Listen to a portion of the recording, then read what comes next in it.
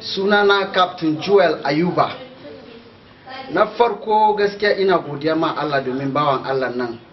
Domin turu wakokin shi ya canja min rayuwa, ya canja min zaman gidana.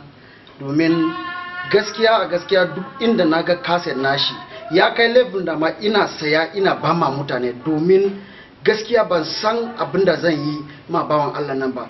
Odo ba shi yake yi wakan ba, ruhun Allah ne yana motsa shi, domin shi karan kanshi in ya zo na ma ya kalli kanshi shine yake wallafa wannan din, zai mamaki.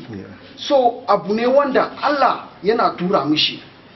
Duk wanda yana gaba da shi to gaskiya sai dai ya gaba da mu, domin duk inda ya sa kafan shi muna nan da shi.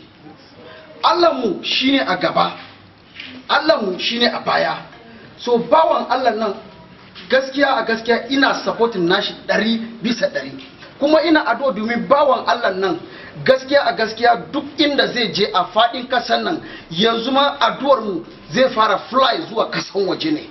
Bai nemi tokana ba, abinda Allah ya bashi, sakon da Allah ya bashi ne yana furtawa, ba wai yayi zagin wani ba. In ya taba ka samu ka juye, ka yi addu'a ma Allah, domin Allah ubangiji yayi aiki a tsakaninka da shi. Kuma duk wanda zai sayi wannan cassette, ubangiji Allah ya sa shi bashi kunne sauraru, wanda zai saurara ya ji abinda wakan take fada. In ya taba rayuwarka, ka yi kokari ka nemi nufin Allah domin ka samu ka zo wurin ubangiji ne. So ubangiji Allah ya taimake mu, a yi sauraron lafiya.